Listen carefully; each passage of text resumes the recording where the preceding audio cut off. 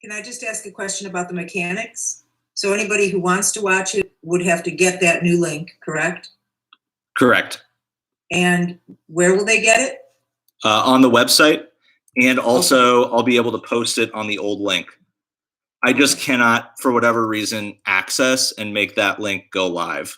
Okay. So if someone was there already had that old link, they would notice that they. Exactly. It'll appear on the comments, and I'll be able to change that image too.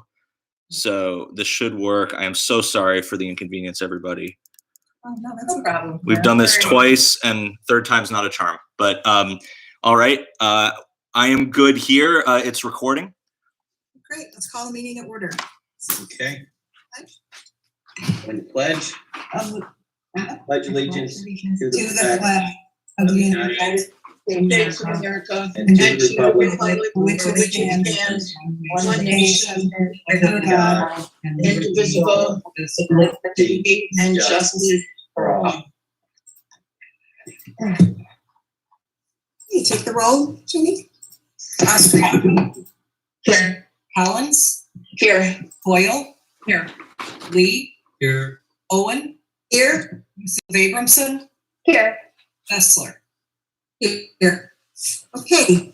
We are so excited to have District 207's first Zoom ceremony. We didn't have one last month because it was our first Zoom, but we are so glad that all of our students who have achieved this award and honor and their families could join us. And we're going to start with Maine South. Principal Collins. All right. For this month, for extracurriculars, Maine South is proud to recognize Mr. Peter Skoronsky. He is an unbelievable student athlete, and I don't say that lightly, from having both the student and the athlete part.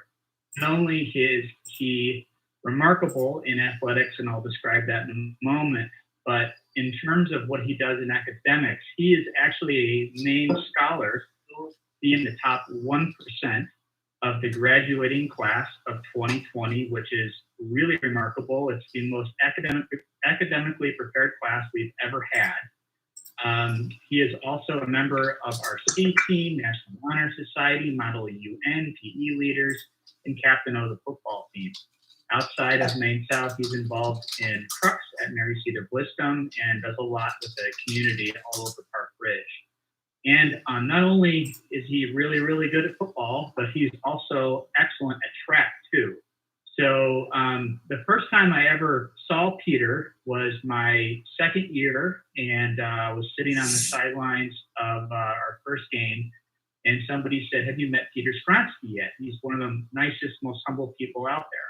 And I said, "No, I haven't." And you say, "Well, he's the kid who just knocked the other kid out." And I was like, "Oh, okay." And he said, "But he's like literally one of the nicest people you'll ever meet." So I got a couple of opportunities to meet Peter, and then throughout the year, just because he's literally involved in everything, it's really remarkable, shake his hand and be around him because of how kind he is. So he was selected to the All-State football team by the Chicago Tribune. He was also a high school All-American bowl selection for NBC Sports. And he was a three-time All-State football and All-State track field selection. He's in the shot put, so he's really, really strong. Peter credits his grandfather for motivation and also for having siblings who are super, super academically motivated. And finally, everything that he does with his parents, because both of them are so hardworking, he really looks up to them because they push him quite a bit. I just want to read some comments here by his teachers. Mr. Insera, who is his football coach and also his PE teacher, said, "I've said this before and I will continue to say it. Peter is the best player I have ever coached in 31 years with this illustrious football program. He is not only the best player, but he is the hardest worker, the most highly motivated, and the best self-driven. As the smartest player I've ever coached, he is deserving and has earned every honor and award. He is also the most humble player I've ever coached. Without a doubt, he credits those around him for his achievements." Lori Kajarian Peter's AP macro and micro econ teacher, said he's the nicest person I've ever met, and she has taught quite a few students who graduated from Maine South. Smart, kind, patient, wonderful, and always happy. Kendra O'Hallahan, who's Peter's AP chemistry and accelerated teacher, has said, I've had the pleasure to teach Peter his sophomore year in accelerated chemistry and currently in AP chemistry. Same driven motivation and confidence that he brings to extracurriculars, he brings to the classroom as well. He continuously strives to be better in everything he does and does not settle for less than his best. Peter is always extremely kind and helpful to his peers and serves as a great example that hard work and determination elicits success. I am very proud of him for earning this honor. It is well deserved. The American Government We the People, otherwise known as the C-Team teacher that Peter has, Mr. Frankel, said that Peter is a special young man in so many ways. He is obviously a gifted athlete, one of the finest to set foot in our building. I am therefore incredibly impressed every day by how much he dedicates himself academically and socially. He could easily just make sports, quote unquote, his thing, but he is almost always the first to raise his written class discussions and jumps into learning with commitment and enthusiasm. He is perhaps even more gifted intellectually than he is athletically. Most importantly, I have found him to be a perfect team player on Constitution team, and he's the kind person who brings the best out of everyone. Finally, before I conclude, I just want to tell a real brief story. There was an award ceremony that was being held, and Mr. Turner, our awesome athletic director, told me this, and it's for the Park Ridge Kiwanis Club, and Peter was going to be recognized for his accomplishments. He was going to be finishing his duties as a class leader in PE, and he had a lab in chemistry. He decided to not go to the award ceremony because of that lab and because of his leadership responsibilities in his PE class. And when Mr. Turner talked to him, he said, are you sure you don't want to go to the award ceremony? And Peter said, no, I really need to be in chemistry. It's really important to me. And Mr. Turner just felt like that. It basically embodied everything that Peter does at our school. So Peter, you are an amazing, amazing student. You are an amazing athlete. We're all looking forward to watching you be very, very successful after Maine South. And if you'd like to unmute and tell us where you're going to be taking your talents next year and what you'll be studying, that would be awesome. Well, first of all, Dr. I just want to thank you. It's a real honor, and you're making me turn a little red with some of those things that you're saying. I will be going to Northwestern University next year, and I'll be playing football. I'm undecided on what I'm going to major. I'm still figuring that out. But yes, thank you so much. Fantastic. Congratulations. What I want to add is we're so proud of you, Peter, but also that just as former neighbors and in you and your family since kindergarten, we are, there's something, and you say true character shows in kindergarten, and all those great things just said about you, you also exhibited in kindergarten. So it's so great to see your continued success, and we wish you the very best. Here's your science certificate. I'm going to show it to you, and we'll get it to you somehow. But here's, we'll frame it, put it in your dorm room. Thank you very much. And Peter, we'll be needing some chemistry teachers in a few years, so there's something you could think about too.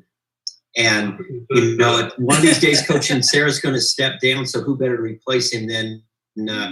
That's high praise to have someone like Dave and Sarah say that you are the best player he's ever coached. That's amazing. I mean, that's really, really, really amazing. The hardest worker, smartest player. That's a lot of great players that have been coached on that team. So that's some really, really high praise. So congratulations to you. Hey, those are some big shoes to fill if I have to replace Coach and Sarah. But thank you very much. Good luck to you. Wonderful. Good luck.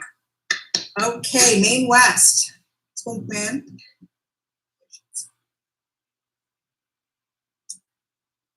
So it's my pleasure today to present the 207's Best Award for Extracurricular Achievement to Dylan Van Fleet. Dylan has distinguished herself in the classroom and on the court and on the field for 4 years. Some of you might know Dylan. She's a member of the highly accomplished Maine West girls basketball team. And as such, she's been a visible figure in the widespread chronicles of the team's success. Her incomparable effort on the floor has made her well known to anyone who follows basketball even a little bit. But what I have been pleased to discover is that Dylan is as persistent and positive and energetic in all of her other pursuits as she is on the basketball court. She has earned 9 varsity letters as a Warrior. She anchors a strong lineup on the Maine West soccer team. She has run cross country for 3 years. This year, she became one of our first ever Link Crew leaders and served as a PE leader. She also volunteers for National Honor Society at Feed My Sheep, even going there beyond her required service to work on her own. She's an engaged member of Pi Sigma Pi, which is the Social Science Honor Society. And with all of that leftover time she competes in soccer for her club team and for her AAU basketball team. And for those of you who might be wondering, the answer is no, she does not sleep that much. So people who talk about Dylan make it clear really quickly that she's an incredible competitor, but they also hasten to add that she's so much more. And they say she's kind. This is the first thing they say about Dylan after the competitive part. And I saw this myself. We met on Friday the 13th in my office, which would turn out to be a pretty fateful day. And with the shadow of a school closing looming over us, I asked Dylan what matters most to her about school. And she immediately spoke about others. She talked about how Maine West students support each other, how important it is to her to support other teams and her friends on those teams. Didn't you just come from a parade for someone's birthday? Every minute is somebody else. How it matters that our school comes together for assemblies and attends each other's events. How Link Crew allowed her to build relationships with the freshmen and help usher them in and root for them. And we talked about the possibility that school would be out for a while. And Dylan said that she wanted above all to be able to close out high school with an opportunity to bond with her classmates. So none of her conversation about her memories, about her appreciation for her teachers, or the highlights that she hopes are still traditions for her little brother Max when he gets to West, none of it was focused on herself. And, as a basketball fan, I've been impressed with Dylan's game for 3 years, but I'm so much more impressed with what I learned about how she approaches life. Her teachers could not say enough about how much they admire her drive and her humility, her intelligence, her generosity. Mrs. Klaus, her AP stats teacher, Dylan, it's mutual, she loves you too, says, Dylan is a team player on and off the court, always willing to help others in class and willingly work with any other student. She's an outstanding student in person. It makes me happy that she's being recognized for all that she is. And Mr. Sumida said, in physics, Dylan has an irrepressible spirit. She always wants to do her best and she works as hard as she can to succeed. She always has a kind word for others and genuinely wants her peers to be happy with themselves. She really is a treasure, and it was a treat to be her teacher. Mrs. Hendrickson taught Dylan as a freshman in AP World History and thanked me for the chance to reach back into her memory banks and say something positive about Dylan 4 years later. She helped make a very challenging year fun as she encouraged her classmates. I will always remember her collegiality and her drive. Mr. McNeil, who oversees the PE leaders, noted that Dylan is one of the fiercest competitors I've ever witnessed wearing a Maine West uniform. But even so, what he praised about Dylan most was her leadership and her commitment to others. It's her will to make a difference, either on the court or in the classroom, that really stood out from my point of view. Dylan's ability to get students to try harder is truly commendable. She never shies away from taking initiative as a PE leader, and she does this with passion and focus. Mr. Gonzalez delighted in the fact that he has had Dylan twice in English class. He knows that while she has lots of reasons to brag because she's a terrific student, a standout athlete, and quote, the source of hilarious jokes in class. He said, but each time I congratulate her on a basketball win, she always made sure to mention that the win was a team effort. Without pause, she always made sure to give credit to everyone involved in her successes, her family, her teachers, her coach, her friends, her teammates, etc. This, her humility, is what I think makes Dylan an amazing human being. And in AP Bio, Mrs. Engel summed up pretty much everything I've been trying to convey. Dylan has truly been a joy to get to know this year. She definitely stands out as an insightful and motivated student, but her personality is what really makes her shine.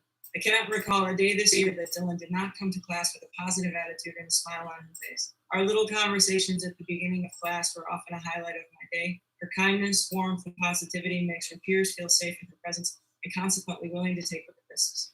Dylan is somebody who brings out the best in everyone around her, and I feel privileged to have been a small part of her journey. Recently, in her AP Stats class, Dylan participated in a project suggested by her teacher, Amy Faust. She wrote a letter to a resident of a nursing facility and included a picture she drew, which she said she also intended to paint onto a pair of white shoes. She talked about her love of statistics and how she was filling the time in the new normal we've been living in since March 13th. She mentioned reading and art, puzzles, exercise, and family time. She said she was thinking about and praying for the residents of the home to stay safe and well. And I realized while reading her letter that whether she knew it or not, Dylan had basically sketched out a playbook for how to live during these incomprehensible times. Be active, create, care about others, do something to help them. I find myself thinking about how to follow this example and how to lead from it. And like every other person whose words I quoted today, I feel lucky to know Dylan Van Fleet. I'm very grateful that I get to be the person who gives her this award today. So, Dylan, on behalf of the Maine West High School faculty and staff, I'm thrilled to present you with this honor for extracurricular achievement. You truly represent 207's best. So, Dylan, can you unmute and tell all the folks here who's with you tonight, and if your mom is still with you, and what has in store for you next year? Yeah, my mom and dad are with me right now. Next year, I'll be going to Marquette University to do biomedical health science on the pre-med track, and possibly walking on for basketball. Still don't know yet, but yeah. Awesome. Well, congratulations, Dylan. We're so impressed. I wish I could shake your hand. I wish I could all three of your hands, but someday. Here's your certificate. Thank you. We're very impressed. Sorry, Ken. Go ahead. That's okay. I had the honor the last few years of watching the Maine West women's basketball team, and Dylan is just this unbelievable competitor. It stands out. And I know that last year, in their run up to the undefeated state championship, there were 2 or 3 like pivotal games that Dylan just exploded and had these incredible games. And without that, they don't get downstate to win that championship. And I was able to witness that. So, Dylan, congratulations and best of luck to you at Marquette. You're going to do wonderful things. Thank you. Anyone else? Great job. Okay, Maine East. Principal Pressler. Hi, everybody. It's good to see everyone. And I am very, very pleased and honored to present our 207's best from Maine East, Savji Denai Kotsifis. Say Chris from here on. But Chris is just an amazing and sort of understated young woman. I have observed her working a lot in the building in the last 2 or 3 years. I'm going to open with a quote. It said, I learned a second language while also adjusting to a different culture. I was determined to make the most of the opportunities that were now available to me, as my personal philosophy has always entailed pursuing a perfect balance between athletics and academics while modeling the importance of health and wellness. She attributes that sort of life outlook to her grandfather, but this was part of a little essay she wrote for a scholarship, the Senior Leader Program, and Teresa Bonifazi shared this with me. So Chris, along with her family, came here from Greece in 2015. So I think that was sometime late 7th, early 8th grade year, and has been all 4 years with us at East. She's absolutely heavy duty academically. Chris has actually been nominated, I think, 3 other times this year for 207's best, and a very, very strong contender. In the back of my mind, I knew that I thought this was the one that I think encompasses a lot of things and fits the best. So as I said, she's done a lot of AP. Also throughout her 4 years, she's taken quite a bit in terms of business. She's taken dual credit classes and was in Virtual Enterprise International with John Schwan, where she was selected by a panel of mover and shaker CEOs from the Chicagoland area as the CEO for this particular product, which was I think it was a global sourcing sort of a device that they developed and marketed. She's been super influential as part of the PE Leaders Program over the past 2 years, leading by example and having a major impact not only on her peers, but on the students that are fortunate enough to get to have her as a leader in PE. She has been an AP scholar based on her consistent high scores on all of her AP exams taken to date, and was nominated and received honorable mention for the IHSA All-State Academic Team this spring. She's been a powerhouse on the Maine East math team, qualified for state last year, and also qualified this year. Had the series competition been able to go on, we're confident that she would have done very, very well at state. She has been very, very active in our Interact Club in terms of providing leadership, again, by example, and has also been very active in our National Honor Society with countless hours of volunteer cause in the community and at school. So while I could go on and on about the academic piece, this is really more about the athletic piece in terms of her participation and achievement. She's been a member of the varsity girls volleyball team, has been named a 3-time all-conference athlete, was a team captain for 3 years, and has been named MVP for 3 consecutive years as well, 2018 to 2020. As a player in the school's volleyball club, she won 3rd place at the ASICS Junior National Championship, as well as 3rd place in the gold division at the President's Day Spectacular.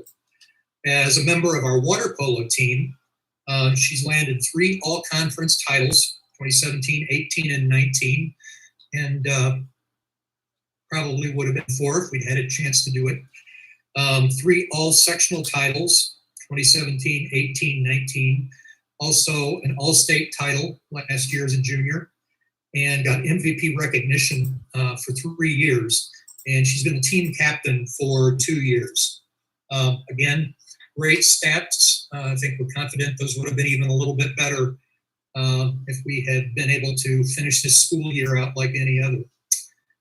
Steve Shantz made the following comment about Chris when he nominated her for 207's Best. Said, in my 7 years as Maine East athletic director, I've rarely seen a more complete student athlete. Chris came to the United States from Athens, Greece in 8th grade. Imagine coming to a new country as a teenager, not knowing the language or the culture. Chris was not deterred. By involving herself in athletics and activities, she quickly picked up the language. At Maine East, Chris has been an accomplished 4-year varsity volleyball and water polo player, earning CSL Player of the Year in volleyball, as well as All-State in water polo. Last year, as a junior, Chris helped lead her water polo team to the IHSA sectional semifinals, where they lost to the favored Evanston Wildcats in double overtime, which he says, parenthetically, in what was one of the most exciting high school competitions I have ever witnessed.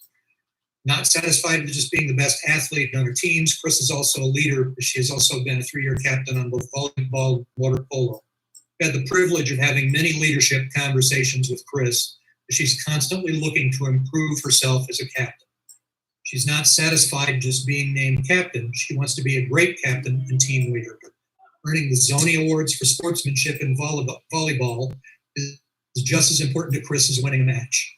From what she's overcome to what she has become, it has been my pleasure to watch Chris Adshi Katsunis blossom into one of the very best examples of a complete student athlete that we've had here at Maine East. Number of teachers, I've selected just 3 that had something to say. So her English teacher this year, Leslie Leatham. So Chris maintains balance with academics and brings a joy of learning to the classroom that's contagious. She often coaches other students through their struggles, such as a bad day, struggles on an essay, etc. She's a ray of sunshine in the room, even after nights she's been out incredibly late because of her practice, game, match, like that. Finally, she's a student who exudes warmth and compassion for others. She talks about appreciating her opportunities at school. She acknowledges that teachers are human. And on our American Writers Museum field trip, we had a chance to type on real typewriters. She even encouraged her classmates to write a thank you letter to your mother. She's just an amazing person. Her AP Bio teacher, Julie Pardon, this year said, Chris has been an outstanding student in AP Bio. Her demonstration of leadership and tenacity is a reflection of her achievements outside of the classroom. Her contributions to our class have been an example to others, and her drive and ambition to succeed are balanced with a gentle and sharing nature. I'm honored to have had the opportunity to teach this remarkable young scholar and athlete. And Greg Lundberg was her AP English teacher last year. So I had Chris for 2 years, as a sophomore, as a junior.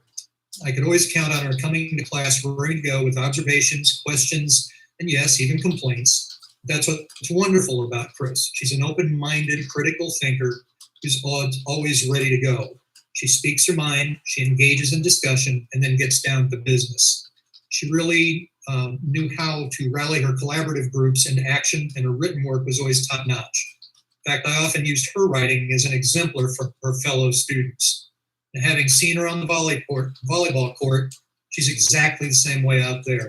Entirely present, entirely consistent, entirely in it for the team.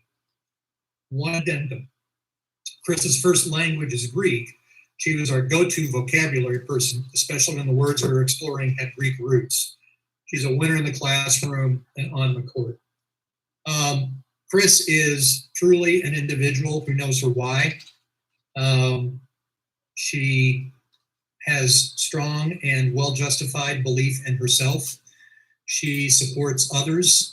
We've been pleased to have her be a student voice on some interview committees that we have done past year at East, and she's always conducted herself in a manner that can absolutely do herself and her parents proud, and she brings a really valuable voice to those conversations.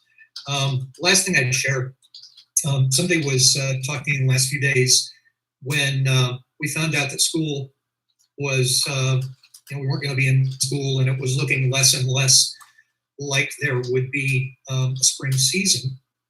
Initially, she was disappointed, understandably, and really in just a matter of, a day or two, she had sort of processed and, really sort of took this in stride, thinking about what she could do for others, for her community, for her fellow students, really taking what I think is an incredibly high road and a really adult and first-class sort of approach to the entire situation here.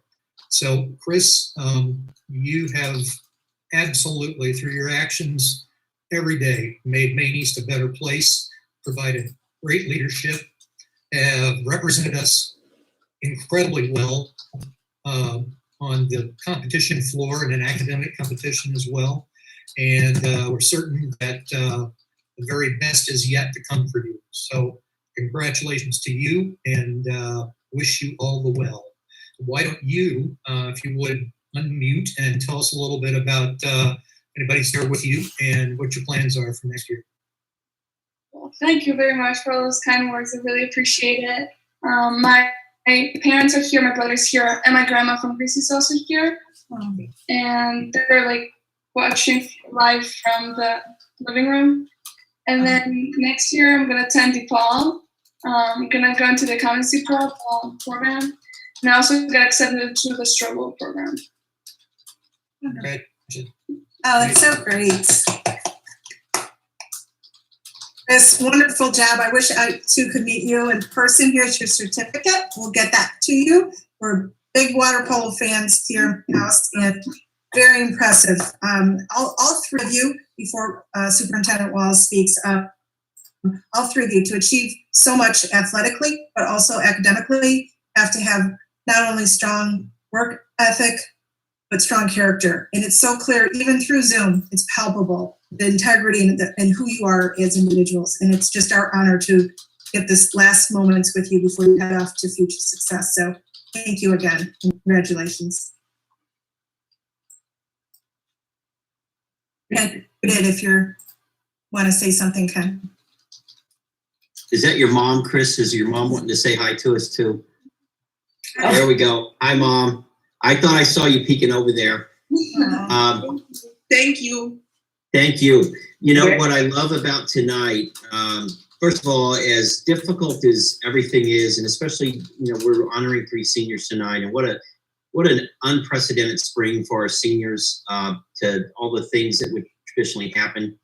But what I'm so proud of, and the 3 of you really exemplify it, is that despite whatever happens, you really have adapted to it. You've taken it with grace. You've taken it in stride. And I think you're 3 examples of students who sort of see the bigger picture of the world. I I say this, and you'll hear this, you know, in the graduation speeches here in a week or so. But one of the things you will look back at this year, and you will tell your children, you're going to tell your grandchildren, you've lived through a historical moment. And what I love is that the three of you each have taken different paths to this particular moment in your lives. And I love, Chris, that, you know, you came to this country just a few years ago. I really love that story about you. But what's really cool and special about this district is that the really great programming and the great teachers and the support that we have to sort of have you guys end up in a really, really cool place, all three of you, and be recognized tonight. So we're just really, really proud of all of you. We are. Yeah. So now your chance, you can sign up now, or you can watch us YouTube if you're lacking for a good Netflix show. You can stay to the meeting. But I recommend the Last Dance documentary also. But congratulations again. It's an honor to have had you as District 207 soon to be alums. Thank you so much. Thank you. Thank you all. Proud of all of you. I left. Oh, that's great. So Jenny, do we have any public comments? We have no public comments at this time. Okay. All right. Ken, update from you? Just very quickly, in the last week, just as it happens, it's been principal recognition as well as teacher and staff recognition. So I know that I spoke about this last month, but I just want to again start, since we have the principals on here, commend the work that they're doing. This is a lot harder than it looks. And I think those of us who are still trying to run schools can really appreciate that. The stress is kind of always in the background, and I think all of us really feel it, and it's so asynchronous, and there's so many things that are unexpected and new problems every day. But I will put up the things that are happening in our three buildings with any buildings anywhere in this country. And that's a testament to the three great principals that we've got and the work that they've been doing from day one to really serve our kids. And then again, our teachers and our staff, I know that some of the folks on this call are parents of our students or former parents of our students. And I know that consistently the feedback that we've gotten from the community about the work that our teachers have done has been just consistently, nothing but praise for the work that everyone has done. I'm really proud. I sent a message out this morning to our staff, and I think you were all part of that message, but I just reminded them that when we began this journey, we just asked each of them to think about each student out there, regardless of their circumstance, as if they would want someone to think about their own child, regardless of circumstance. And I think at the end of the day in education, that's really the essential calling that we have, is any class, any interaction, any moment that we're ever privileged to get to share with a student, is it reflective of what we would hope someone would do for our own kids? And I think at the end of the day, that's the very best that we can ever do. And I'm proud of the standard that we've set in this district to do that. And I mean that sincerely. We've just, I couldn't be more proud of everybody. And again, thank you, board, for holding us accountable to do those things, because I think that's another piece of it too that people don't know. So I'm just really incredibly proud. We do finish up in a couple of weeks with the students. We are planning on designing right now for what will next year look like. As soon as the students finish, one of the things that we will start doing is modeling various scenarios that we can share with the public to say, here's scenario one in the event that we could come back to school, scenario two that looks some sort of a blended model, scenario three doing exactly what we're doing. And we've already begun talking to our teachers about, okay, what did we learn? Now we can't say that we couldn't see this coming next year. If you had to redesign your class and you had to do this from day one next year, as a course team, what are the things that you would change? What would you keep? How would you redesign it? And what are the supports that you need from us to be ready for that? Because I think we have to meet that challenge between now and August to really be ready to serve our kids in the event that we're doing more of this next year. I would just echo everything you said about our teachers and staff and principals, and really everyone on this call, but I want to highlight principals and administration for everything you have done. It's been beyond impressive.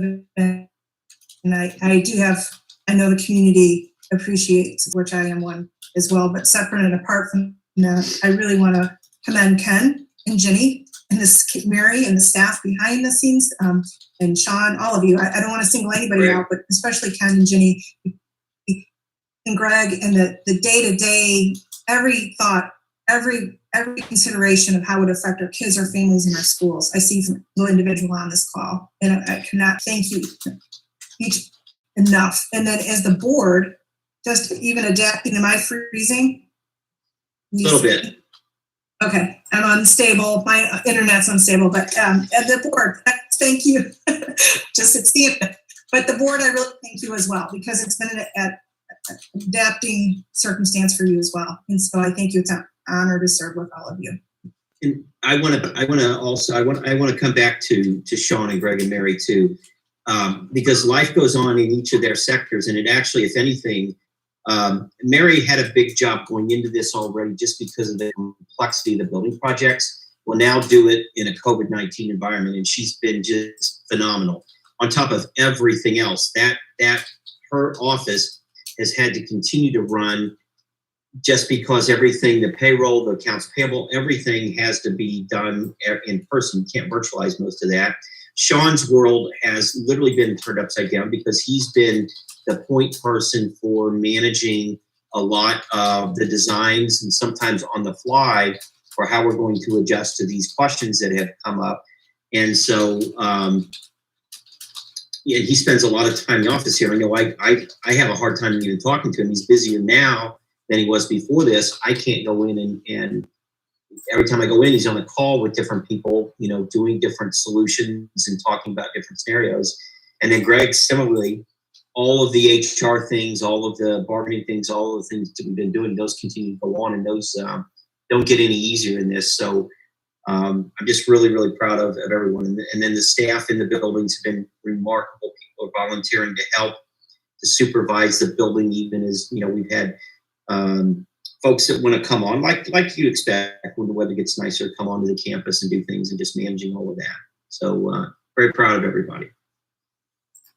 Absolutely. Any updates from any other board members? This is Jin Lee, board member. I just want to say we are so proud and grateful for the leadership, because whenever there's a crisis, the leaders are born. We can see the leaders and true leadership. And especially this COVID-19, we are seeing our district's leadership, and we are so grateful and so proud of what they're doing. So I just want to thank you, everyone. Thank you, Jen. Okay, anyone else? Okay, how about a finance committee update from board member Linda Coyle? Sure. Can you hear me?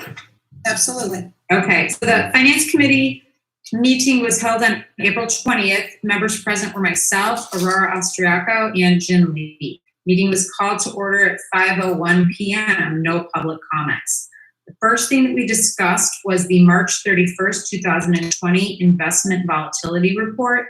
Each quarter, Mary Kalu, the Assistant Superintendent for Business, updates the board on quarterly investment market value report, which is produced by the Township Treasurer, and it's based on the rise or fall of interest rates. As of March 31st, our portfolio had a market value of just over $4.1 million, higher than the carrying value. And what this means is that if it was our year end, we would post a positive market adjustment of, what number is that? $4,169,131. The current portfolio is at $121,529,131. And this market adjustment must be booked by June 30th for audit purposes. We also discussed a battery backup system. Our current battery backup system is 10 years old, and it was scheduled to be replaced in July, but the technology budget has remaining money, and it was thought that this could be an advantageous time to replace, especially because construction is going on, and it just makes sense because they've got to relocate the equipment. The new system will meet current and future PEDS, and the district recommends entering into a contract with CDW for APC3 phase up battery backup system at a cost of $45,160.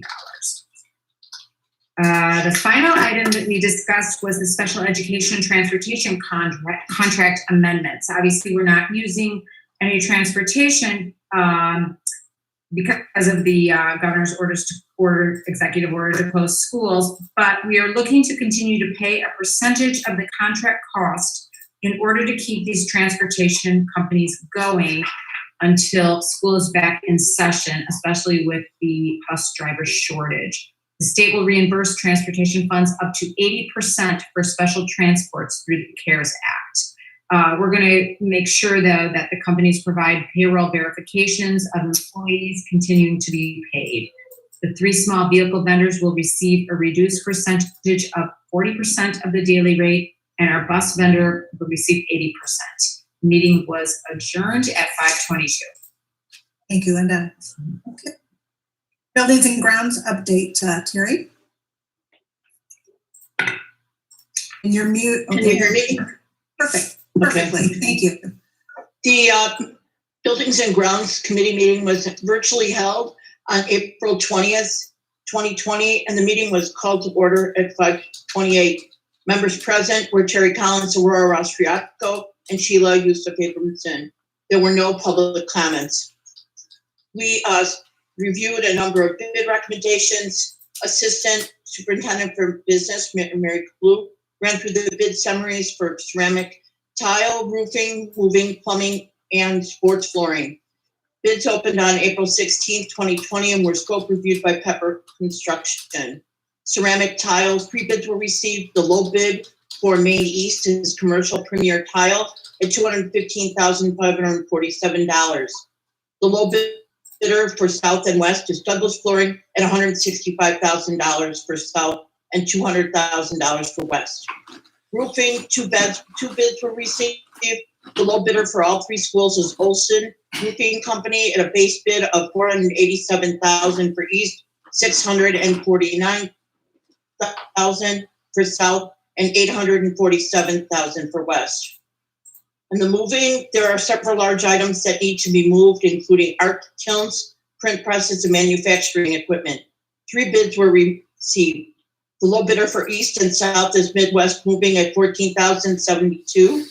For East was $7,307, and Hassett was the low bidder for West at $14,588. For plumbing, 4 bids were received. Triton is the low bidder for East and West at $1,155,000 for East and $1,105,000 for West. Low bidder is at South for O'Sullivan Plumbing at $1,996,350.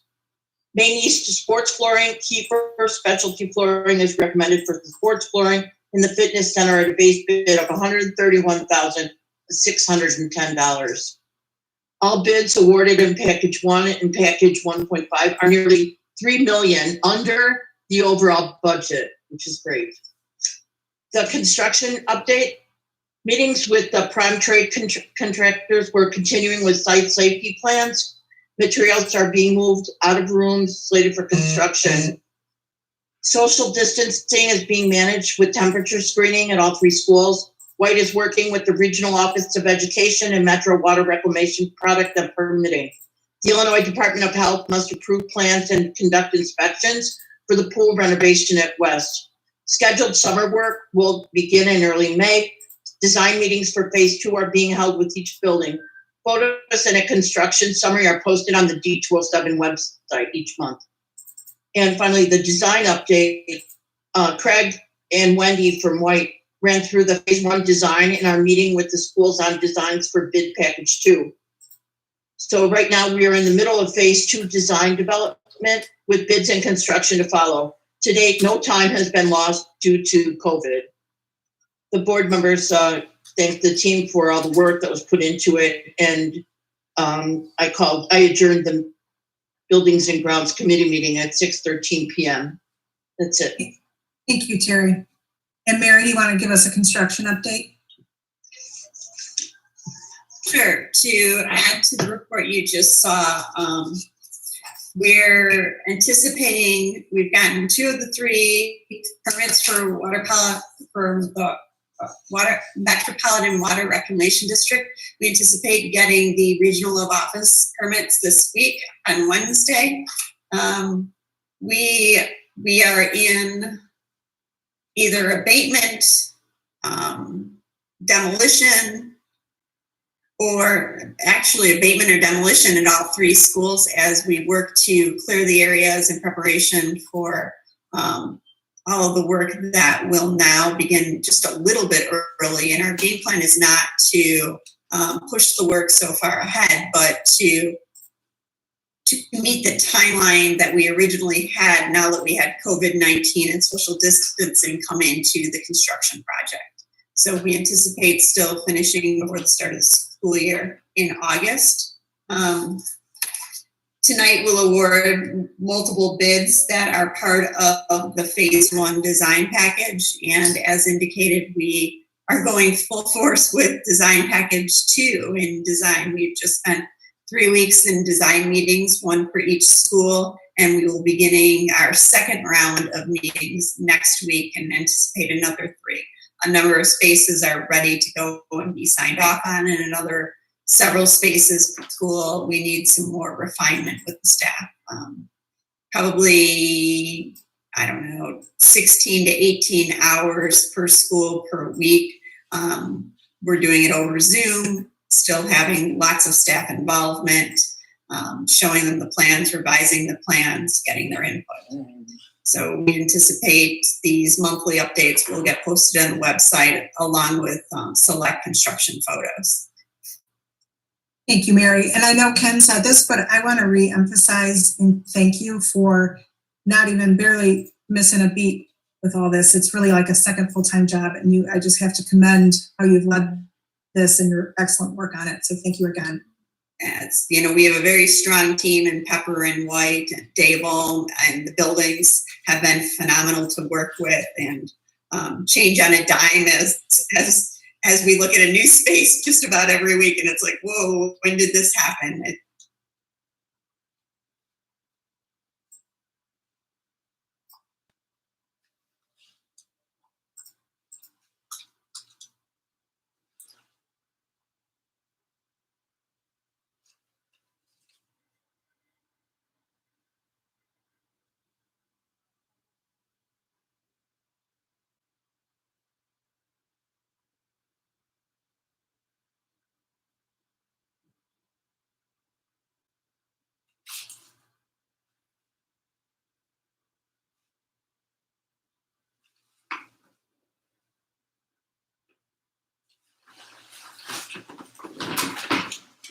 So we just had to wait in line to get on her schedule, but we don't foresee any issue there. Water pilot didn't met the MWRD is just a process of clearing comments and working with the various municipalities. We are almost there on Main South. We've gotten permits at East and West. We don't anticipate any issues. Great to know. Thank you, Mary. Thank you. Okay, do I have a motion on number 4, Board of Education adjournment Sendai, which just adjourns our 2019-2020 board before we go on to the election of the 2020-21 board? So moved. Second. All right, can we take a roll? Austriaco. Aye. Collins. Aye. Coyle. Aye. Lee. Aye. Owen. Aye. Abramson. Aye. Bessler. Aye. Do I have a motion on number 5, reorganization of the school board for the 2020-2021 year? So moved. Second. You need to take the roll call, Jenny, at the beginning. Austriaco. Aye. Collins. Aye. Coyle. Aye. Lee. Aye. Owen. I think it's here. Yusuf Abramson. It is here. Bessler. Here. Okay, I'm going to appoint temporarily President Pro Tem Carla Owen and Jimmy Edwards as Secretary Pro Tem. Okay. It is my role at this time to conduct the election of the president for the 2020. Can you guys hear me okay? Yes. Okay. For the 2020-2021 term. And so I am acting from the board members for the role of president. I'd like to make a motion to, and I'm nominating Paula Bessler for president for 2020-2021 term. And I second that nomination. Okay. Are there any other nominations? Hearing no other nominations, it's my pleasure to announce then the election of Paula Bessler as president for the 2020-2021 term. Congratulations, Paula. You've done a wonderful job, especially during all of this going on. This is not something you expected either, and you've done a wonderful job, and it's good, I think, for the board and for the district that you continue in this role. So thank you for doing that. And at this point, I'm gonna go ahead and turn it back over to you. Well, thank you. And Mother, just kidding. Okay, we're gonna move on to vice president. Do we have any nominations for vice president? Yes. I would like to make a motion, and I would like to nominate member Aurora Austriaco as serving a vice president. And I'd like to second that nomination.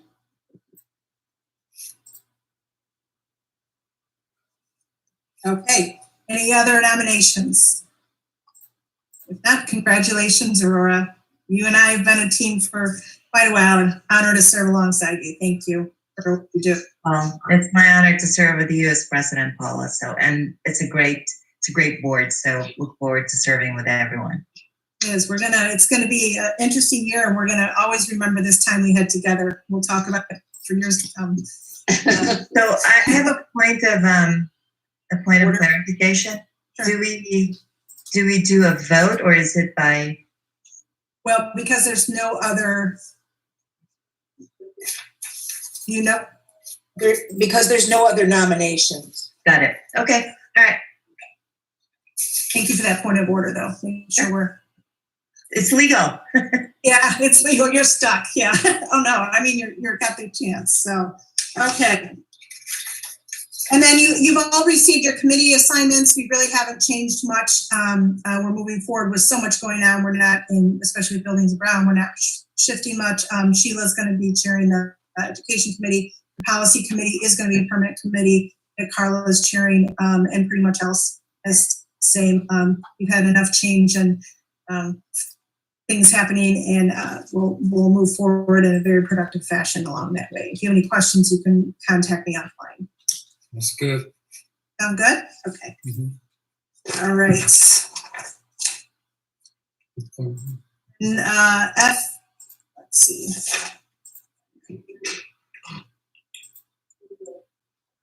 Oh, and then appointment of Secretary of the Board of Education. Do I have a nomination for Secretary? I nominate Ginny Edwards for that role. Second. Any other nominations? Congratulations, Jenny. Thank you. We are so grateful, lucky to have you, sincerely. I've seen personal everything you do, and especially in these unprecedented times. And we are so grateful for all you do. I'm honored. Thank you. Yes, absolutely. You are awesome. It has been seamless, and adjusting and paper or not paper and every thought that goes into it, and can work so well together. It's really been impressive, even more so than the last 6-7 years that I've been here. So really incredible. Okay, now let's, on the calendar of Board of Education meetings for 2021, hopefully these will all be in person. We'll see, and we need to vote on these, correct? Correct. Okay, so any questions about these? You want to take the roll? Or can I have a motion on I make the motion that the 5F? calendar will be moved as is. Thank you. Second? Second. Thank you, Aurora. Okay. Any questions about these? You can take the Yusuf Abramson, Aye. Owen, muted. Aye. Lee, Aye. Coyle, Aye. Collins, Aye. Austriaco, Aye. Gessler. Aye. Okay, monthly status of finances. Mary again. In your board packet is the March financial statement. The only fund that sticks out as an anomaly is the debt service fund, where earlier this year we had a refunding of the 2011 bond issue. So you can see both a spike in revenue and expenditures, as the entire proceeds from that refunding must flow through as both the revenue and expenditure. There is no impact on the fund balance. All other funds are in line. We're going to be doing an in-depth analysis in the next couple of weeks of how much we're going to actually save or not spend in the budget, because operations stopped. So a lot of ordering stopped, as you saw in finance. Some of our transportation costs stopped. There are many items that we will not be fully expending in the 2020 budget.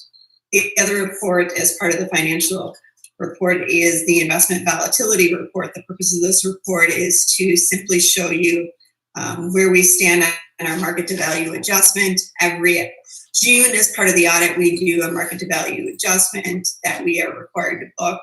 This year, it's a positive 4.1 million as of March. That's a good indication that will be positive as of the end of June. Many years it's been negative. This is the first year in a long time that it has been such a large number. The remainder of the report is simply our portfolio, and you can look at the types of investments we have, the yields on them, as well as the length to maturity. I will entertain any questions anybody has on either the March financial statement or the investment volatility report. Mary, just a quick question, and I don't know if this is the right place to ask, but in light of COVID-19 with, the reopening and whatnot, I've seen a lot of places actually increase their budget for the deep cleaning, for the janitorial. I mean, they've beefed them up. So additional staff people were hired to make sure that, those are taken care of and in place. Is that something that we're thinking of doing, or we're good the way we are? So we have taken a unique approach in that we have had very limited exposure incidents, and where we've had one, we have simply cordoned that area off and let it sit, which is actually the recommended guidance. Because as you try and do a deep cleaning, if all it takes is one surface for you to miss, and then have others come in contact with it, that you have secondary exposure. So we've just sealed it kind of off and said, don't go in there for over a week. And if the virus was alive, first of all, we don't know if there's a virus in there, but if it were, it would be dead. And then we do a thorough cleaning of that area. As we look forward to the fall, it's going to really depend upon what are the circumstances that we're facing in the fall in terms of returning, in terms of where we're at. But it is a possibility that we will have to do some more thorough deep cleaning each and every day if we do a return to school protocol. Okay. And so, Aurora, what a lot of the discussion right now that's happening with school districts is exactly that, like what's the protocol next year? So people are talking about everything from scanning technology, where people would come in, temperature, UV, the UV light process, all of those kind of things. Some of that's going to be a little bit dependent on the guidance that we do have. So I would assume there might be, if we could come back physically to school, there's probably going to be guidance on the maximum number of people within a given area, or perhaps the social distancing. So all of those kind of variables will play into what we can do. I think Mary would concur with this. I think our staff, in terms of staffing, is good. I mean, if you think about it, we are cleaning these buildings when they're in use from top to bottom right now, just because of the heavy usage patterns on them. The cleaning itself, early on, one of the first things we learned about the guidance is even if you deep clean something, the moment you reintroduce someone else into that environment, you have the potential to reinfect it. And so you could have this continuous cleaning cycle. And that's where people now are looking at, what's the screening technology going to be that would allow you to maybe screen people before they come into your building, similar to what we're doing right now at all of our sites with the temperature, but even some maybe advanced technology on that. Okay. All right. Just, can I follow up? I mean, I just want to make sure, because I think that Aura was asking about budgeting on some of that. Is that something that, I mean, obviously there's a lot we can't know, but are we thinking about increasing any budgeting for any of these types of things? So I was in a conversation Friday about some of the scanning technology, and the machines that are like, one of the machines that I heard was somewhere on the order of $50,000 to get one of these machines. And it's too early to even say, would it be effective and would it tell you? But I guess to your essential question, Aurora, it's probably not a bad idea to think about having something set aside for if we can come back to school, what are the recommended things that within reason that one could do, and what might be, cost drivers for those. I think probably the easiest and quickest way to do it would be, we generally carry a $50,000 contingency in the operation and maintenance fund to increase that contingency for next year. Because I have a feeling that it's going to be one of those areas where we don't know what we don't know. And at this point, we don't know what it's going to look like or what it's going to be, but it's certainly not going to get cheaper. It's just going to get more expensive. So it's better to have a higher contingency in the budget to draw from, and we'll once we have guidance, we'll know how to plan. I think that makes sense. That sounds like the path to move forward with, and especially, and then we can compare it with maybe expenses we have not spent due to some of the circumstances you mentioned earlier, and then we'll just have a full accounting. There's a differential there. Carla, did you want to say something else? I'm sorry. Just that I supported that approach. I think that makes sense. I really do. Yeah, I do too. Anybody else? Any other questions? Really great point. Okay. All right, instructional services, Sean?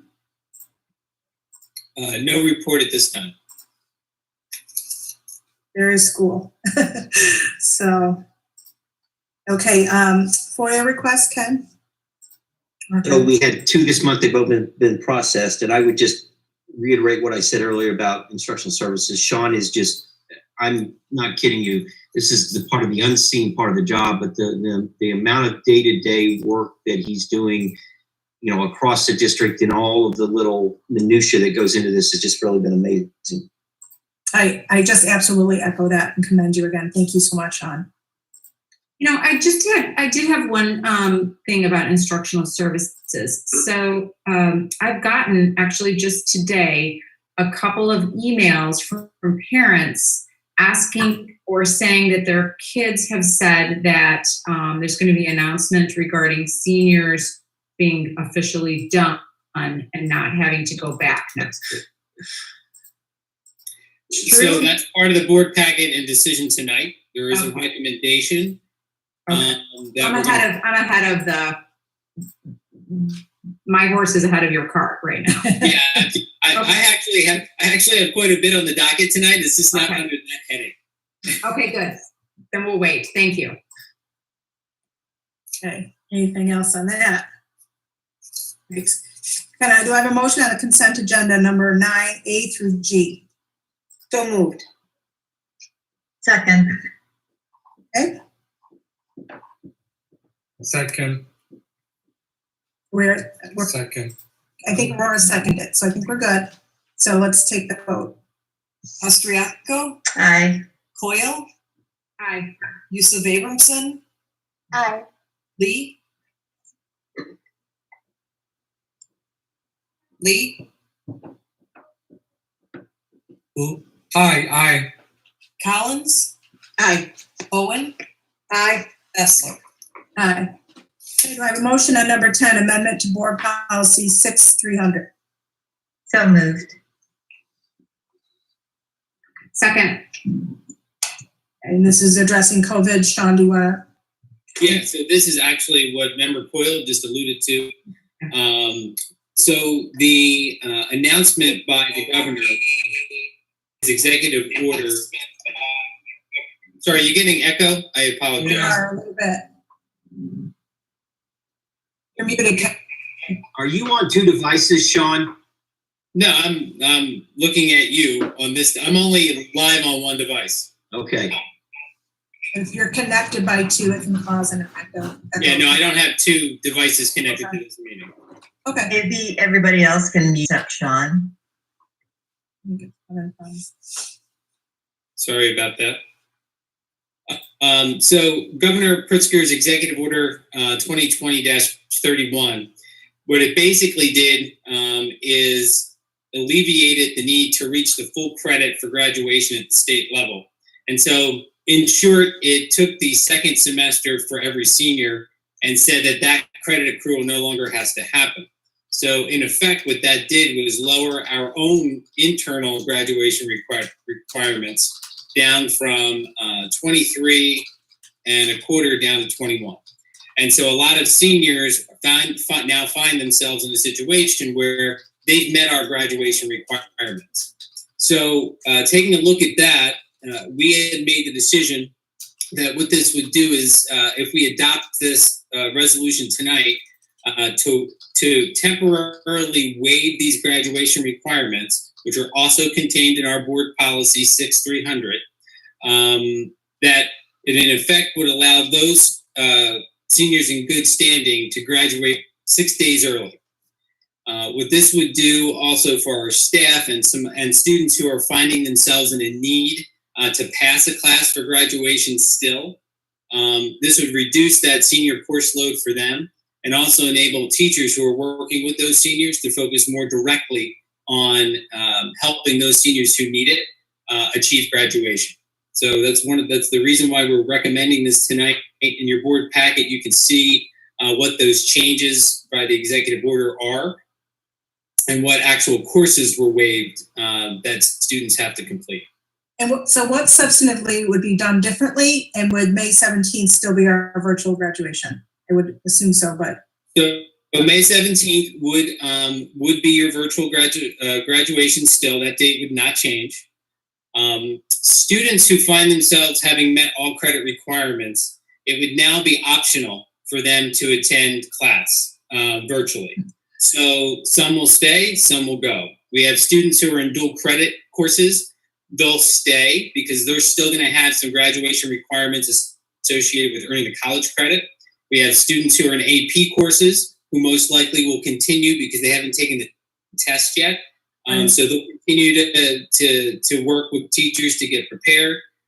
Due to our fine, like I said, it'll be optional for them. And we do have some students in the district who still need to meet graduation requirements and will still need to remain in those courses. But the vast majority will have the option of no longer participating in their e-learning courses. And the people who stay, like for certain things, will be advised of that. The students will be advised of that. Yeah, so I'm a little bit worried these kids who think they're done and they should continue will not be. I mean, I have all the faith in world principals, but with so much information and processes, they have concerns about that. So that's correct. Tomorrow, if you pass the resolution this evening, we'll send an email to all the students who are in good standing with some of those caveats about dual credit and AP.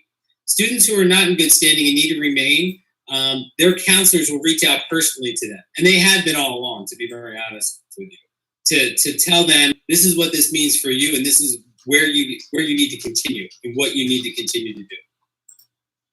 So for some perspective, just to let you know what a tight vault we are here, I think Sean had a conversation today or Friday with members of the leadership team, and this information was supposed to be kept confidential until we could resolve it. So of course he got a call today from Southwards asking for comment. Hey, I hear seniors aren't going to have class. So Linda Coyle heard it. Linda is at the epicenter of everything. Whatever's going on, and nothing gets by Linda. So that's where we are a tight ship here. It actually was. This is how quick it was. That message went out to staff this morning. So they have a weekend. Wow. That's how quick that went out. Wow. Now, Okay. this is potential. Peter and I didn't hear it, so there you go. Yeah. So the concerns that that the parents who sent me these texts and emails had was that their kids would not have the opportunity to say goodbye to their teachers if it was just a cut and dry, okay, you don't have to attend anymore. But I love the idea that it's optional. If you want to, and it will be those students that are the ones that have inquired with me that will want to participate this last week. This is the last week anyway, right? Or they have Next 6 week. days by the time they would get this message. I think it's next week. I mean, next week is the last week, so they would have that opportunity to continue because they already feel cheated because of the no one's fault except for the coronavirus. So I think they wanted that one last bye-bye to their favorite teachers or their classmates or whatever. So this does give them that ability. I fully expect that teachers will do a little something, especially those who have like senior classes, predominantly senior classes, that they'll probably try to get together one more time for a synchronous meeting with them because the schedule will still be in place. Okay. This is not, okay, you're done. You're not allowed to talk to your parents or your kids or teachers anymore. So it's just giving those kids and we do have some who are good in 2 or 3 classes, but really need to focus on one to graduate. It actually gives that student the opportunity to not continue to participate where they're okay, but to really focus on the thing they need to get across the finish line. Okay, that totally makes sense. Yeah. And so for some perspective, one of the things that we worried about, literally from day one, was students who were maybe in danger of failing and tracking all of that. And I'm happy to report, actually, we have a lower number right now than we would normally have at this time if we weren't doing virtual school. So we're really, really happy about that. We are going to really work with students and who are currently failing to try to convert that to an incomplete. And we're doing some special things over the summer to work with students who need help. These would be predominantly underclassmen, but it could also be some seniors who need this, as Sean said, to get across the finish line. So that really, really has been pretty remarkable. But the cat's out of the bag on this with the seniors. There are some kids who will be still taking AP tests and some things like that. So, and those will actually go on after we technically are done with school. But our teachers have been just phenomenal about this. Ken, quick question. So, for example, if the student are in a possibly failing stage, maybe need to make up a 1, 2, additional credit hours or something. And sometimes we do offer that in a summer school to finish that up and able to graduate it. But since our case is, since there's no summer school, no nothing, will these students have any opportunity, any chance? Well, we are having summer school. And not only are we having summer school, but we're actually going to be hiring some academic coordinators just at each building just to work with students over the summer. One of the things that I think we're all really sensitive to is just making sure that students, the how this has impacted homes, it isn't one thing. It's different across our homes of our students, and it doesn't look the same in every house. And so we're going to really apply some extra resources this summer, not only to keep feeding kids, but to make sure that we work with students over the summer, that if they need classes, that we work with them to get that to a passing level. So we will, and we are going to have virtual summer school this summer. So, and it's going to be a pretty decent catalog of courses that students can take.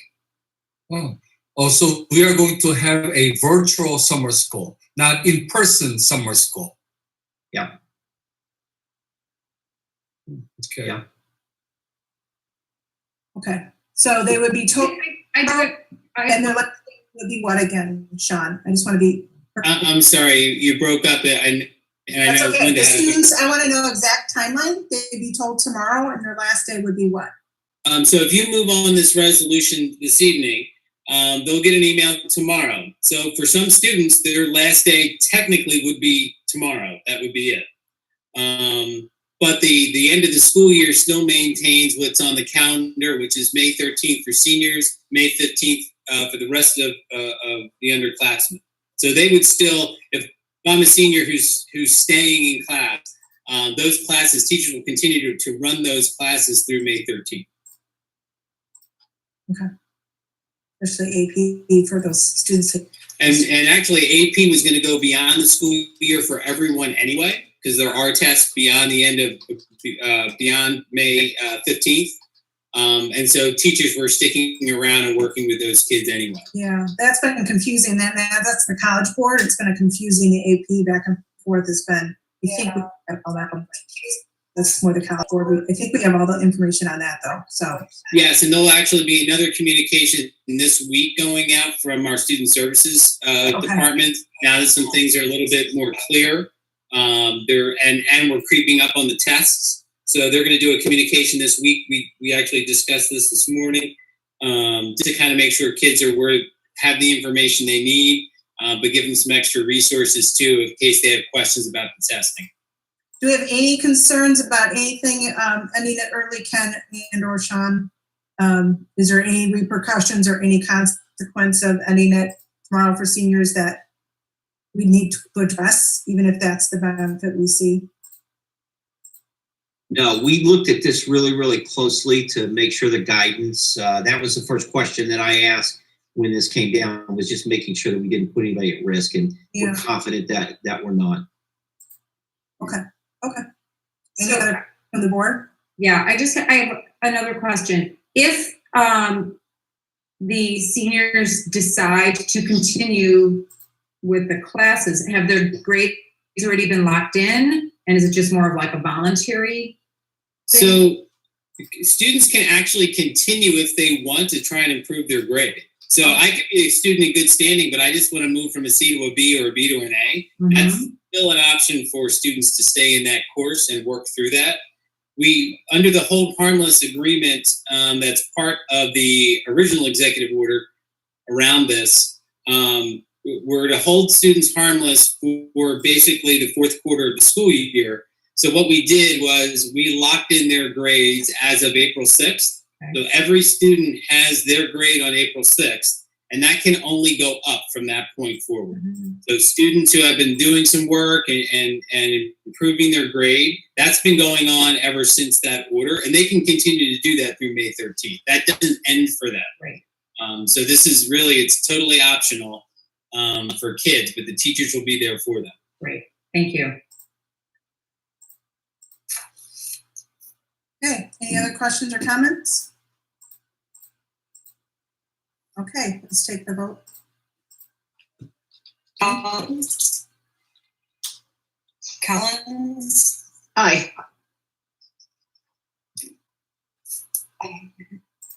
Lee. Aye. Lee. Aye. Austriaco. Aye. Austriaco. Aye. Yusuf Abramson. Aye. Owen. Aye. Coyle. Aye. Bessler. Aye. Do I have a motion for number 11, textbooks and supplemental resources? So moved. A second. Who moved that? Carla. And I seconded. Thank you, Sean. Yeah, so we have a fairly light list of textbook adoptions. We have 2 in social science, and they are the result of the old e-textbook not being, or the company not supporting JavaScript anymore. And so they wouldn't run with our Chromebooks. However, there's an upgraded version of textbooks from the same company that we're just going to switch over to. And you can see there what the costs are per text. We have an English Composition 2 resource. That Composition 2 is a dual credit course taught with Oakton. So that's why we're adopting that resource. And then we have 1 novel that we're requesting to adopt for English. It's The Hate You Give. That was something that was recently made into a movie. However, it is a very timely, sensitive book, especially for teenagers on the topic of race and class and society. So it's also been, we've had that in our libraries at each of the schools and has been a very popular book to be checked out by our students. So we'd like to adopt that for something that we can use in the curriculum. Okay, any questions, comments? Okay, Jenny? Yusuf Abramson, Aye. Owen. Aye. Lee, Aye. Boyle, Aye. Collins, Aye. Austriaco, Aye. Bessler. Aye. Okay, we're gonna take these one at a time. I have for regarding number 12, approval of bids and awarding of contracts. Do I have a motion for 12A on Logic Lawn Care Turf Protection Program? So moved. Second. Okay, Mary? This year was the first year of a new bid for an organic lawn care product.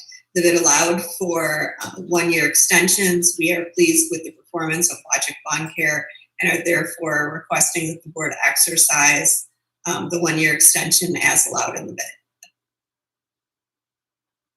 Okay, any questions?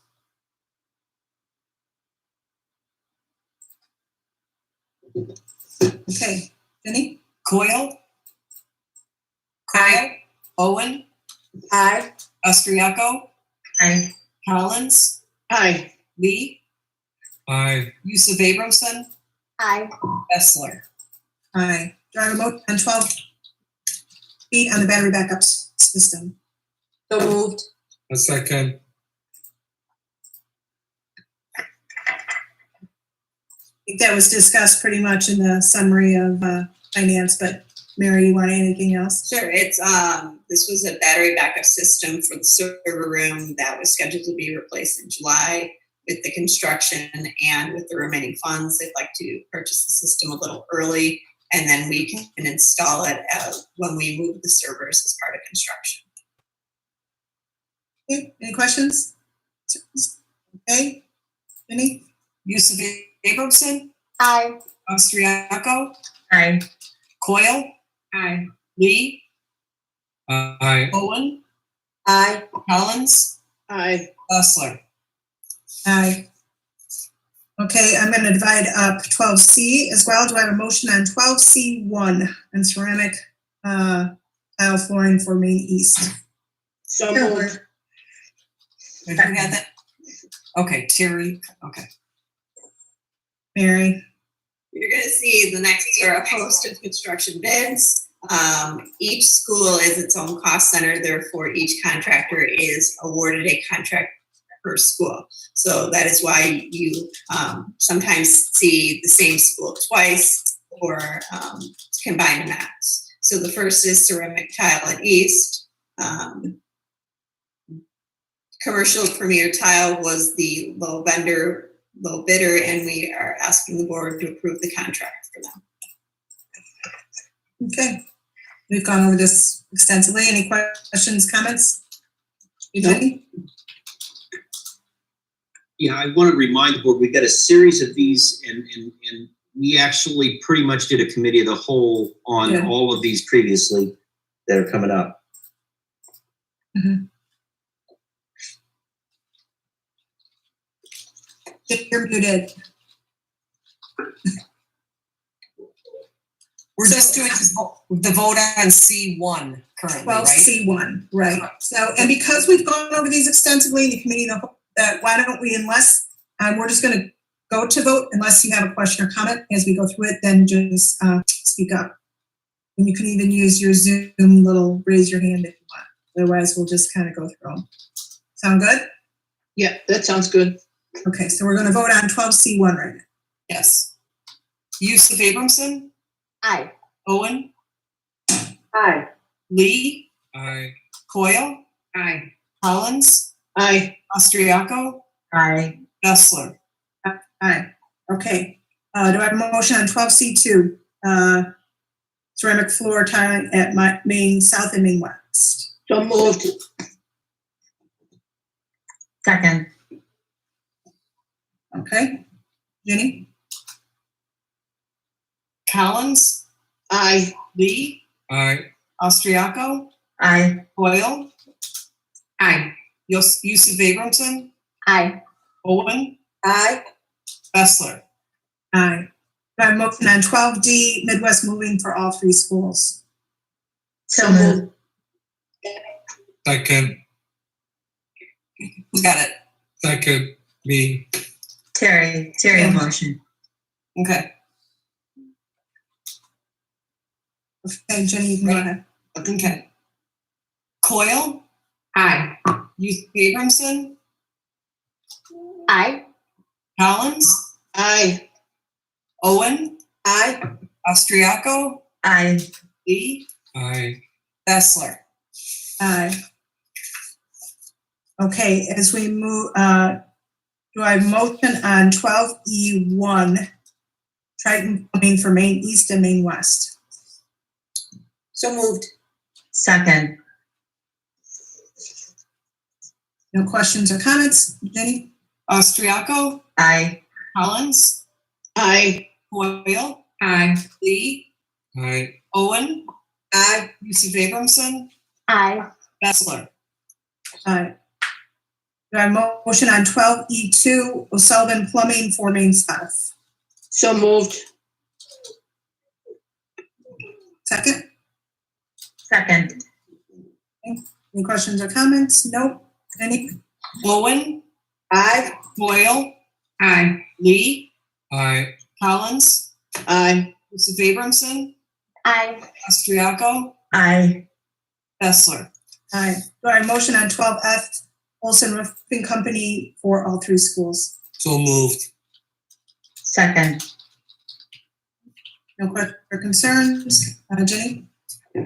Lee, Aye. Austriaco, Aye. Coyle, Aye.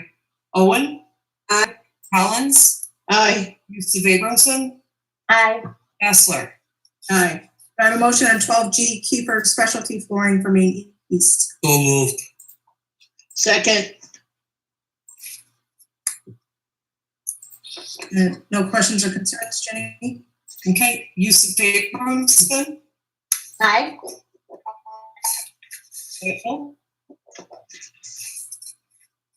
Coyle, Aye. Owen, Aye.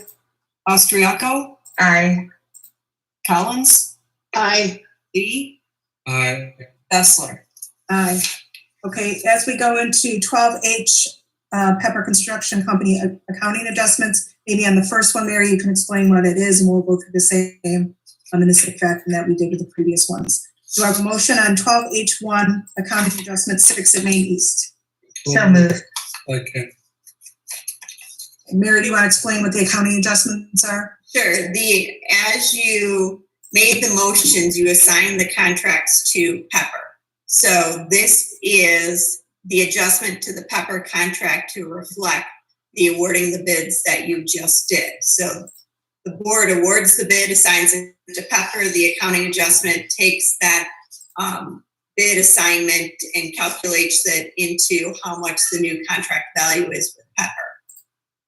Maine East, Maine South, Maine West are different cost centers for Pepper, which is why you're seeing cost adjustment 6, 7, and 8, 1 per school. The numbers tie to the bids that you awarded above. I will point out in recommendation for 2 and 3 that should state adjustment 7 and adjustment 8 in the recommendation. So on my agenda, they both 6. Oh, I see. Okay. So as amended. Okay. Adjustment 7, adjustment 8.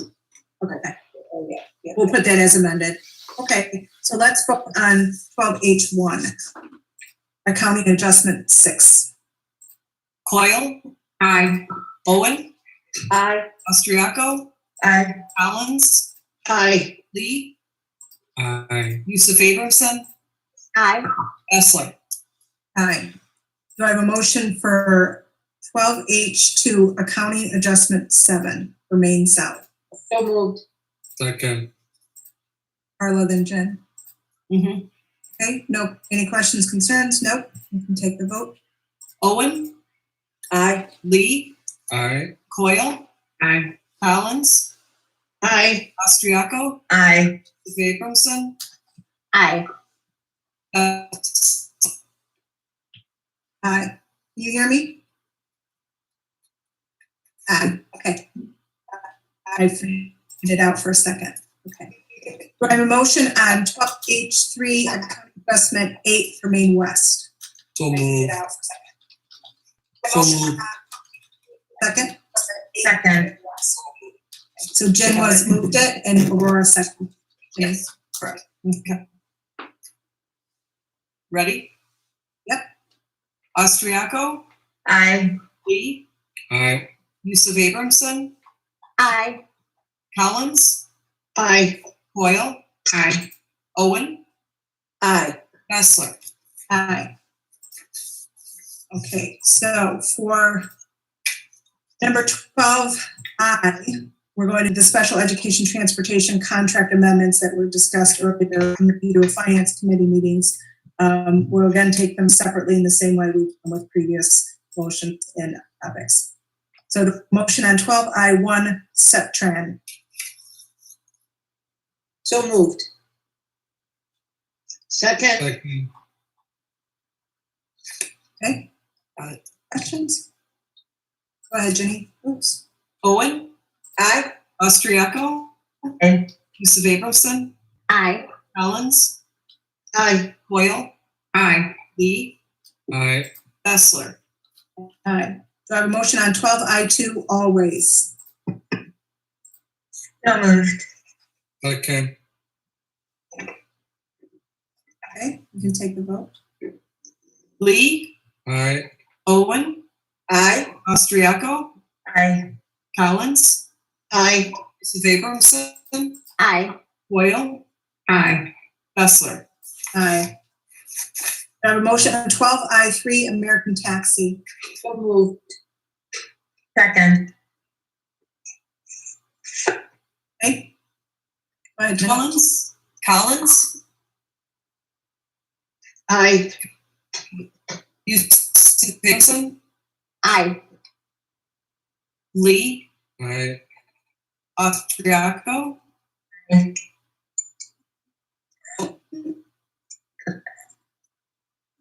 Owen, Aye. Coyle, Aye. Bessler. Aye. Okay, did you get my, you're freezing a I little did. bit. That's you or me. Okay, great. Do I have a motion for 12I4, Civic Care? So moved. Second. Okay, Jenny? Yusuf Abramson, Aye. Owen, Aye. Lee, Aye. Coyle, Aye. Collins, Aye. Austriaco, Aye. Bessler. Aye. Do I have a motion for 12J, change orders for buildings risk policy? So moved. A second? Second. Mary, do you want to explain? Two brief things, yeah. So a builder's risk policy is an insurance policy that covers a building as it is being built, hence the name builder's risk. So earlier this year, the board passed a resolution authorizing the superintendent to sign change orders up to $200,000. Well, the builder's risk policy is $459,000. Therefore, a change order greater than $200,000 still requires the board's approval to sign this policy. We worked with our risk manager. The risk manager reviewed the policy that Pepper has received, found it to be superior than the one that we could get, both in terms of pricing and in terms of coverage, and therefore recommended that the builder's risk policy be held by Pepper. It still covers all of our buildings. We have a certificate of insurance.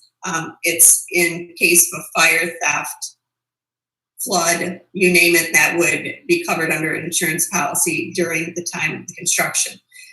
For reporting purposes, you will actually see this amount broken into thirds, one for each school. So you'll have 3 separate change orders, but they really are one aggregate change order for the one policy, which is why we've chosen to have the board approve the total amount, even though when you see them reported, you'll see them broken out by school. Okay. Any questions? All right, Jenny, Collins, Aye. Bullitt, Aye. Austriaco, Aye. Lee, Aye. Coyle, Aye. Yusuf Abramson, Aye. Essler. aye. All right, we're gonna move on to number 13, IGAs. Promotion. I think we could do these together unless there's any reason we need to do them separately. So moved together. Okay, so a motion, you're making a motion for 13A and B, correct? Yes. Correct. Okay, Second that. Sean, did you want to share anything?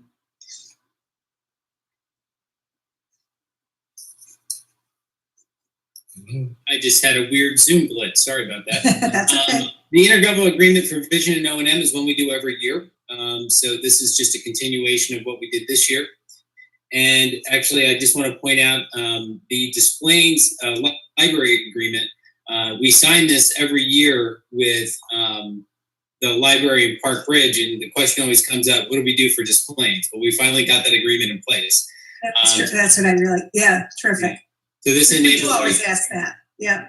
And kudos to Linda Ryan, our certified librarian in the district. She put this together, and I think there's been some change over at the Des Plaines Library, and so they were able to get this moving. So kids will be able to go to that library now as well. Perfect. Sean, do we have it for Niles as well?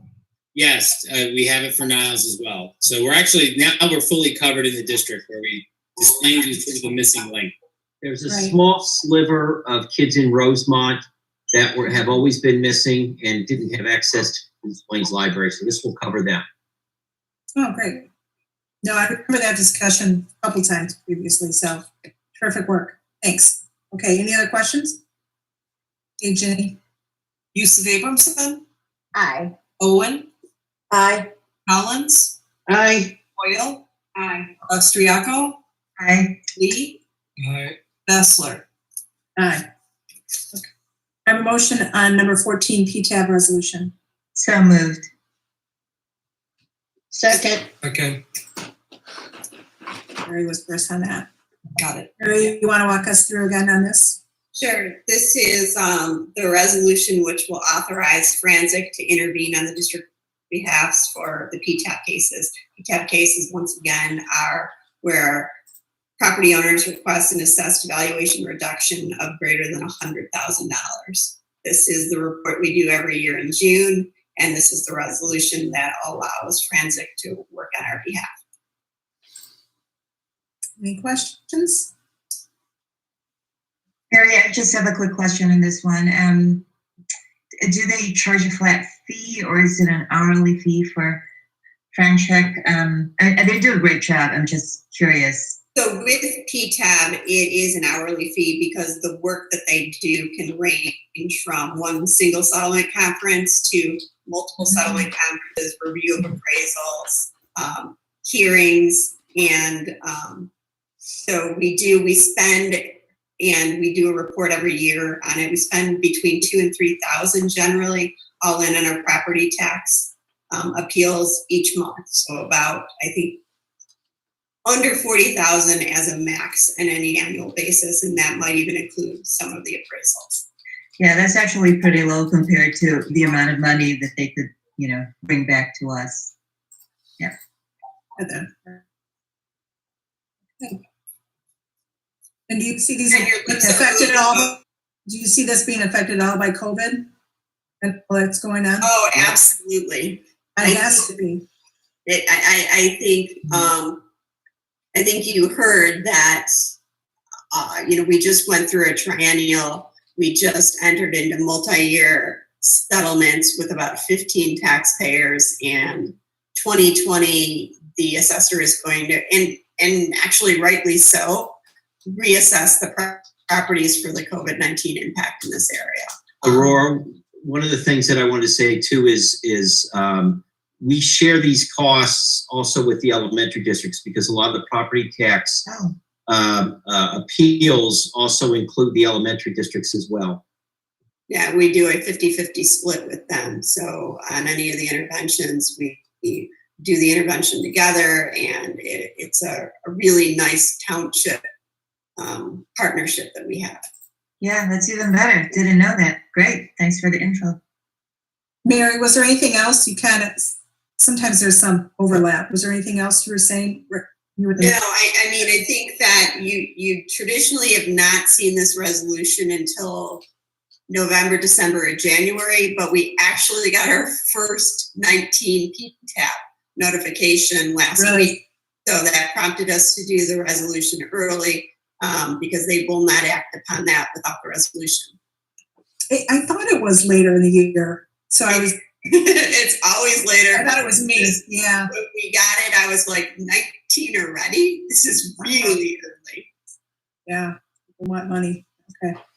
There. Okay. Any other questions or comments? Jenny? Austriaco? Aye. Collins? Aye.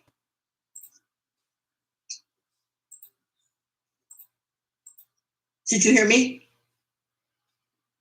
Jenny, can you hear? Did you hear? She said aye. Malcolm said aye. We can't hear you right now. She can't hear you? I got you now. So you said she's back. Jenny froze for a second. Okay. And then did you say another name? Oh, go ahead.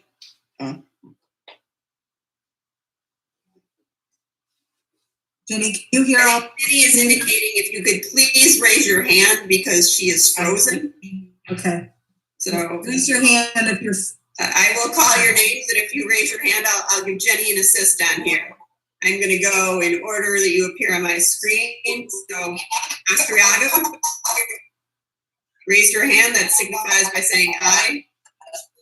Coyle, raise your hand. Signifies aye. Owen, raise your hand. It signifies aye. Lee, raised his hand. Signifies aye. Collins, you already have. And finally, Bessler.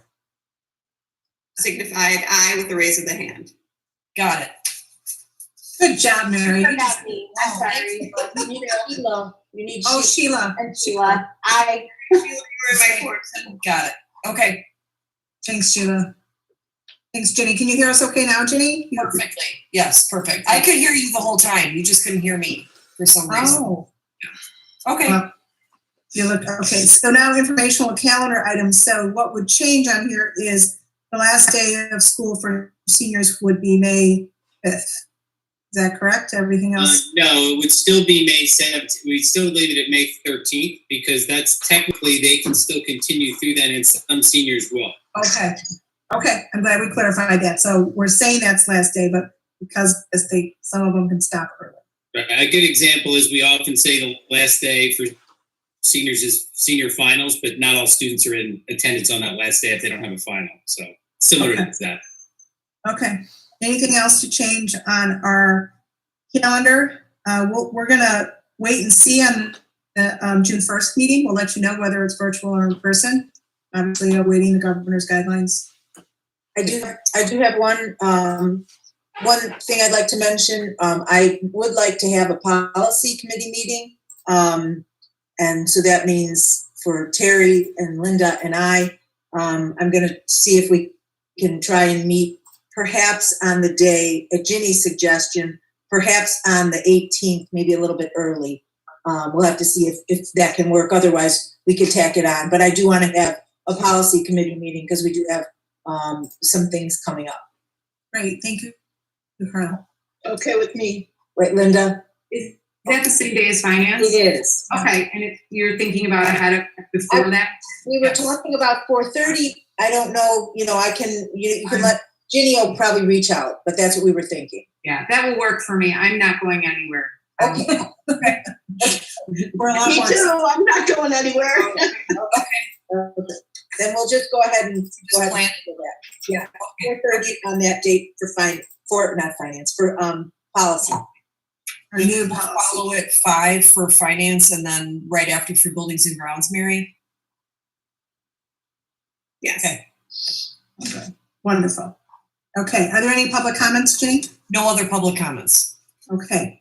Do I have a motion to go into closed session for the purpose of student personnel, review of closed session minutes, employment, compensation, discipline, performance, or dismissal of specific employees, probable, imminent, or pending litigation, and collective negotiating matters? So you moved. Second. And then Aurora. Okay. Yes. Austriaco, Aye. Collins, Aye.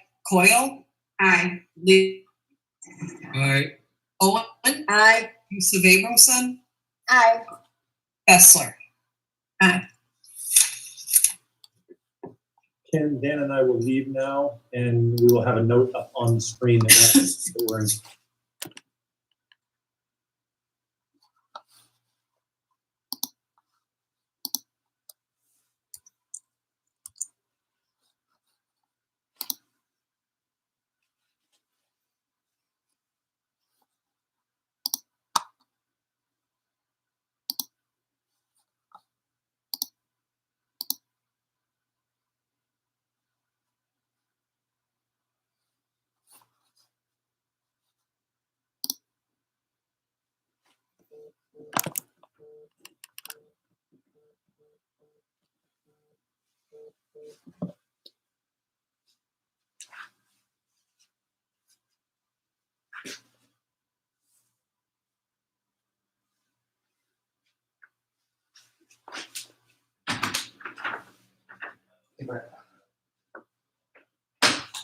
Good.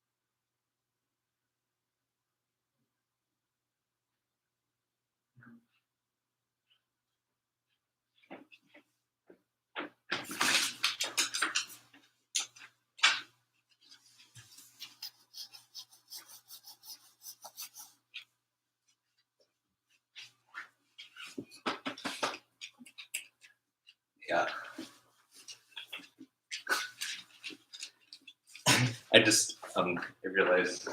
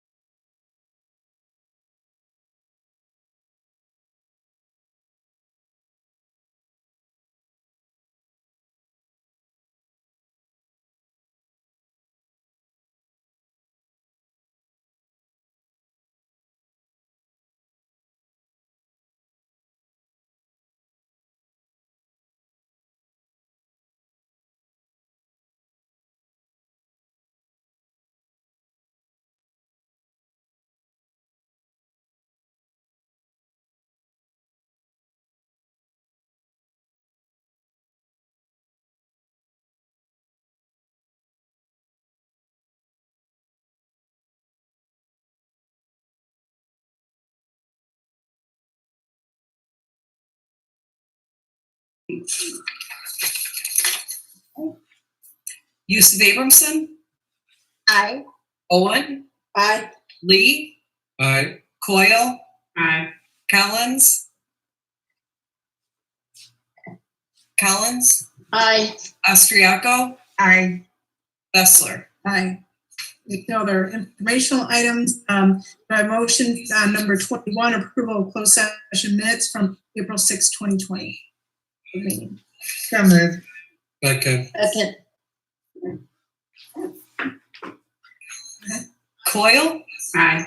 Collins, Aye. Yusuf Abramson, Aye. Austriaco, Aye. Owen, Aye. Lee, Aye. Bessler. Aye.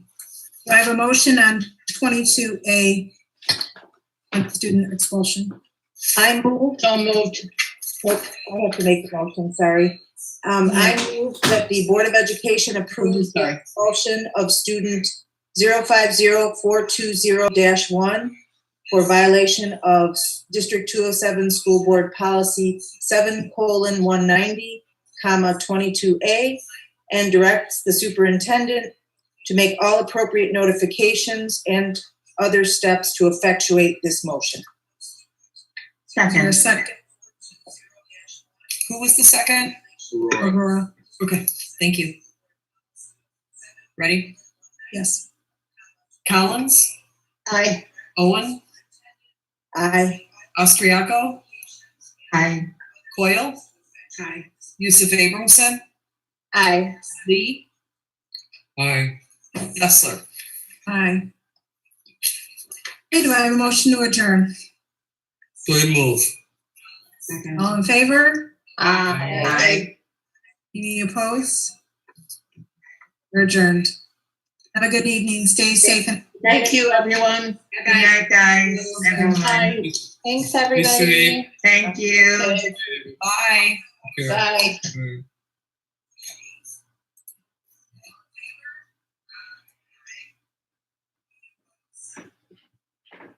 Aye.